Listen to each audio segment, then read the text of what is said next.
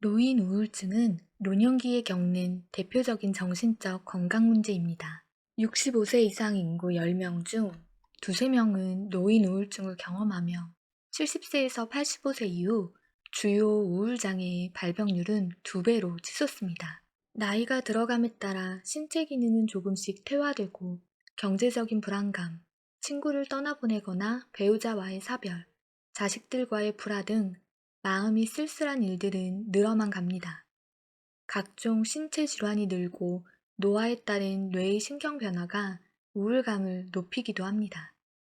우울증 초기에는 특별한 증상이 나타난다기보다 잠이 잘 안 오고 밥맛이 없고 귀찮다는 생각이 늘어갑니다. 특별히 감정의 변화가 없어 우울이라고 알아차리지 못하는 경우도 많죠.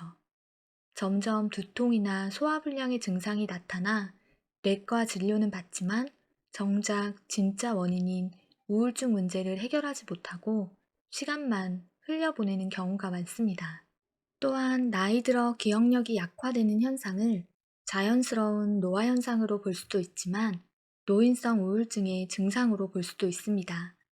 많은 전문가들은 노인성 우울증을 그대로 방치하면 치매 유병률을 높일 수 있다고 경고합니다.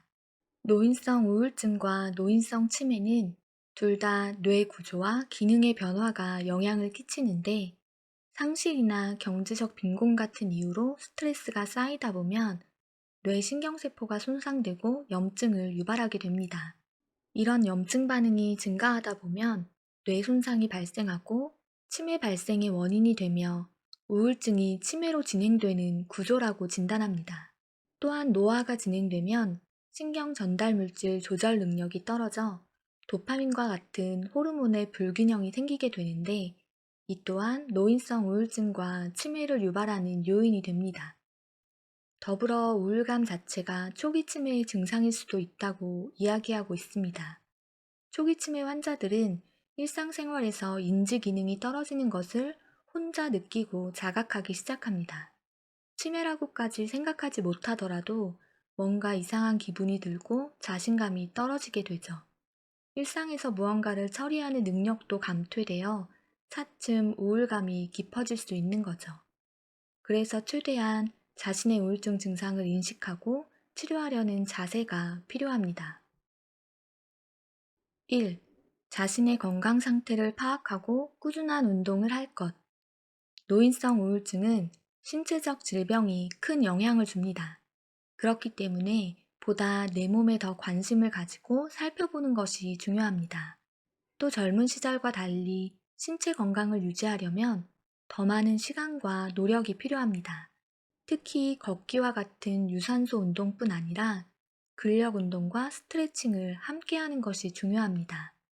가톨릭대 서울 성모병원 가정의학과 이재호 교수팀이 조사한 바에 의하면 60세 이상 남녀 1929명을 대상으로 근감소증과 우울증의 상관성을 분석한 결과 60대 이상의 고령 근감소증을 앓고 있는 분들의 우울증 유병률이 7.8%, 근감소증이 없는 고령자의 유병률이 4%로 약 2배 정도 차이가 났다고 합니다. 이 결과가 더 유의미한 것은 우울증에 미치는 다른 영향을 고려한다 하더라도 비슷한 결과를 도출한다는 것입니다. 근력 운동을 게을리하지 말아야 할 이유입니다. 또한 근력 운동이 중요한 이유는 근력이 약해지면 균형 감각이 떨어져 낙상 사고 등의 위험에 노출될 확률이 높아지기 때문입니다.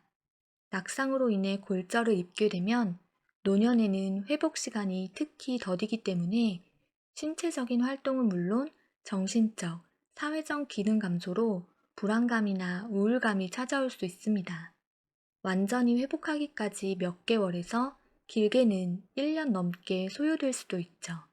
꾸준히 근력 운동을 하고 집 밖은 물론 집 안에서도 넘어지기 쉬운 환경은 미리미리 막아 대비하는 것이 좋겠습니다. 2. 우울감을 완화시키는 영양소를 챙겨 먹을 것. 당연한 이야기지만 몸을 이롭게 하는 음식들로 식단을 구성하고 섭취해야 합니다. 특히 우울감을 완화해주는 영양소를 골고루 섭취하도록 노력해야 하는데요. 첫째로 단백질은 우울감을 개선시키는 중요한 영양소입니다. 단백질 섭취가 부족하면 신경 전달 물질의 합성 기능이 저하되고 인지 기능이 떨어질 수 있습니다. 특히 우울감은 세로토닌의 농도가 올라가면 개선 효과를 볼 수 있는데요. 이 세로토닌의 농도를 높이는 트립토판이라는 물질을 만들어내는 게 바로 단백질입니다. 더불어 비타민과 무기질 또한 세로토닌을 생성하는 데 중요한 역할을 하기 때문에 반드시 챙겨 먹어야 합니다. 등푸른 생선, 두부, 야채 등을 꾸준히 섭취해 건강한 식단으로 관리해야겠습니다. 반대로 우울감이 밀려온다고 단 음식을 찾으면 오히려 우울감을 악화시킬 수 있으므로 단 음식의 과도한 섭취는 자제해야겠습니다. 3. 취미를 찾고 사회활동을 할 것. 사회적 관계를 잘 유지하는 것이 스트레스를 줄이고 우울증을 예방하는 데 큰 도움이 됩니다. 내가 무엇에 관심이 있는지 찾고 새로운 취미를 갖는 것이 도움이 되는데요. 사진 촬영, 악기, 노래교실, 식물 가꾸기, 글쓰기, 각종 공예 등 좋아하는 취미 활동을 찾아 진취적인 삶의 태도를 유지하면 우울증과 치매 발생 가능성을 줄일 수 있습니다. 4. 약물 치료를 피하지 말 것. 그래도 참 다행인 것은 노년기 우울증은 비교적 다른 질환에 비해 치료가 잘 된다는 것입니다. 우울증 치료는 약물 치료와 인지행동 치료가 효과적인데 요즘은 약물의 부작용이 많이 줄어들어 약물 치료를 권하는 추세라고 합니다.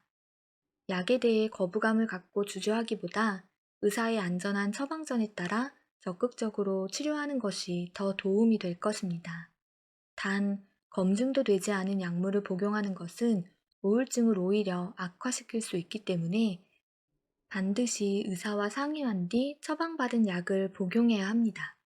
더불어 치료 중에 증상이 나아진다고 해서 자체적으로 판단해 치료를 중단하지 않도록 가족들 모두 세심한 주의를 기울일 필요가 있겠습니다.